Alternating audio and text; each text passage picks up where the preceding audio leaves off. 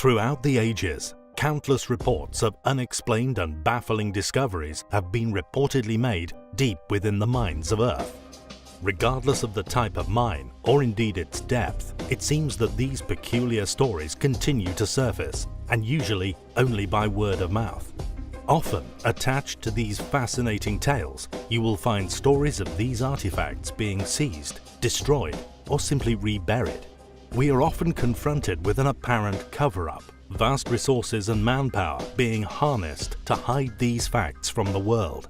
The motives for choosing to conceal such artifacts from the world could indeed be endless, though regardless of motive, we feel it is imperative that we continue to expose these stories to the earth if we have compelling witnesses and unmistakable evidence of a cover-up. Deep beneath the city of Donetsk, within the Rostov region of Russia, a large foundation of sandstone can be found, something known as rock shield of Carboniferous age. It is about 300 to 360 million years old and is lined with distributions of coking coals that are also of around the same age. Astonishingly, Mr. Kasatskin has discovered, upon the roof of this shaft of coal, an imprint of a chariot wheel, an imprint undoubtedly made before the rock had formed around it. He also discovered another imprint, a small distance further along the shaft. It must be noted that these imprints have remained buried deep within these seams of rock for many millions of years. If a scientific analysis could have been undertaken upon this artifact, it could have shaken our understandings of world history, just like so many other artifacts we have been made aware of, all but a few now stolen from the public domain. Upon realizing the implications of his discovery, Mr. Kasatskin, an extremely experienced foreman in ventilation and safety engineering, specializing in seismic prognosis, thankfully took several photographs of his miraculous and now concealed discovery before officially reporting it and requesting a scientific evaluation.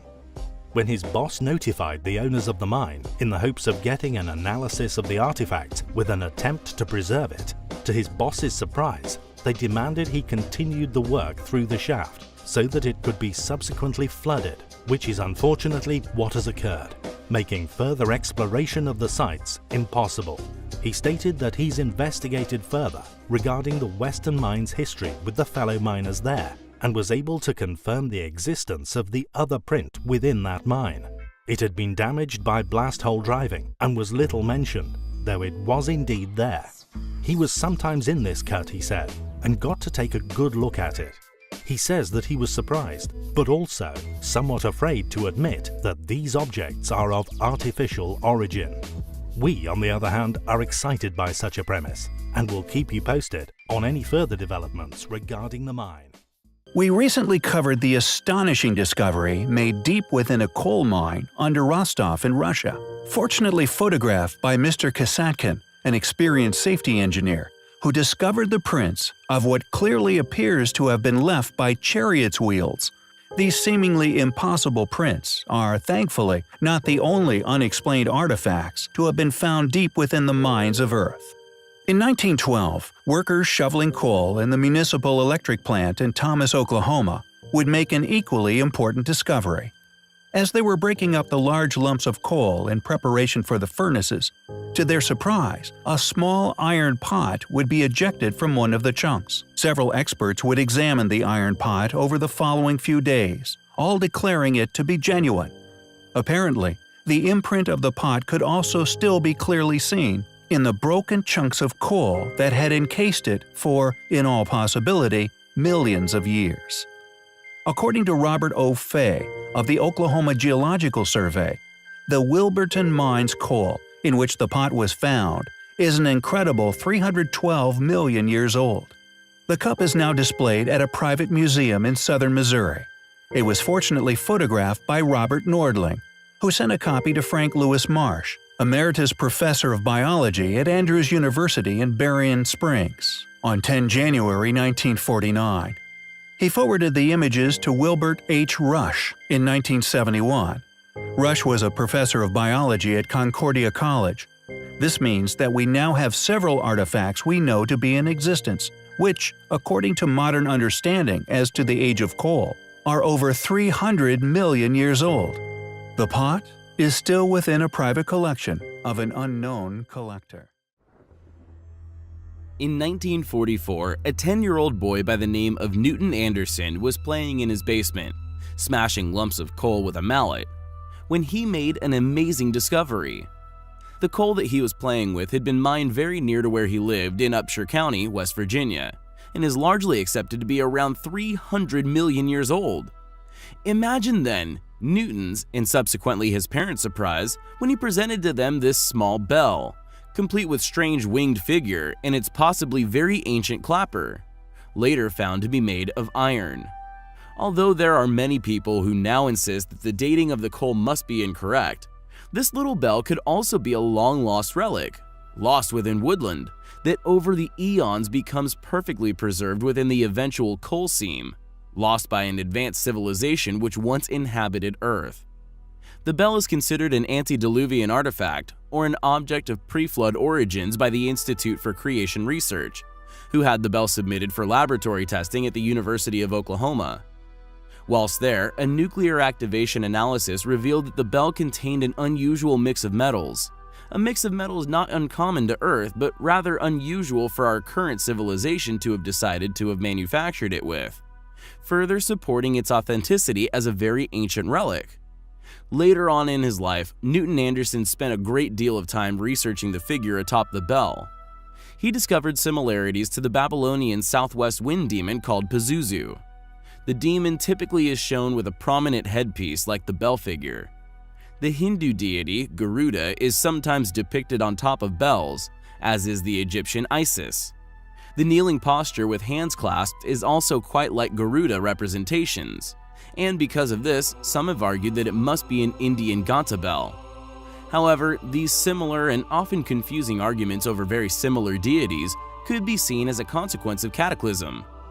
Past civilization and the mythologies briefly retained, and all recorded at a time before such belief systems became too clouded with other outside influences.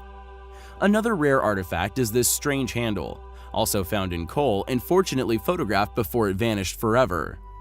Totally petrified and reportedly appeared to have virtually turned to coal. According to those who briefly investigated it, the handle appeared as well made as any modern handle. What do you think regarding these strange objects? Can coal form and objects petrify faster than we have ever witnessed? Or are these relics indeed millions of years old? Upon the shores of Lake Taupo within New Zealand is an intriguing, as yet unexplained artifact that has become known as the Kaimanawa Wall. What is interesting regarding the Kaimanawa Wall is the fact that it clearly predates academia's rigidly attested view of the past inhabitations of the country. New Zealand is largely accepted to have first been inhabited within the last 800 years. However, the analysis that has been done on this mysterious wall has shown that it is, at very minimum, 2,000 years old. Additionally, it clearly displays the telltale construction qualities of a lost knowledge, evidently within countless other ruins found all over the world. The controversial wall first came to public attention during the early 1990s, with a publication by Barry Brailsford in the New Zealand Listener called "Megalith Mystery Are Giant Stones in the Kaimanawa Forest Park: Evidence of an Ancient New Zealand Culture?"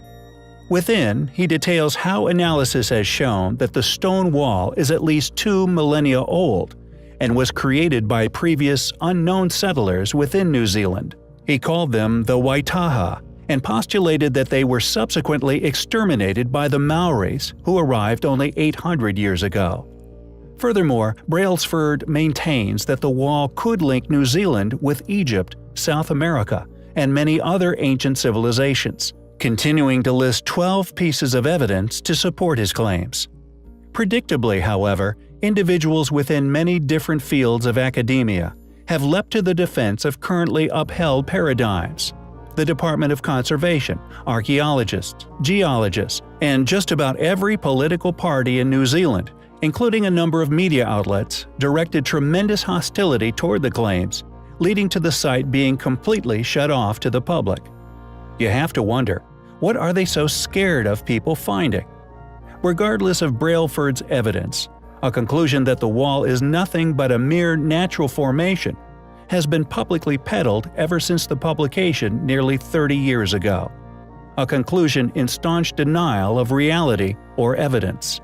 The conclusion made by official geologists was that the wall is an outcrop of a large ignimbrite, a natural formation created about 330,000 years ago. They claimed that the block shapes were produced by fractures in the rock, attributed to earthquakes, volcanic eruptions, and other natural events. It seems scholars are quite happy to date such sites, but extremely reluctant to attribute any intelligent design within their creation.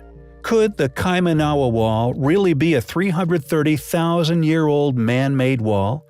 A wall built by the same people as many other sites found across the world? We find such possibilities highly compelling. If you enjoy our content, if you think our battle worthy, please help us to continue our voyage of discovery in unraveling the mysteries of history. Links to donate can be found within the description. Without you, we cannot survive. Thank you.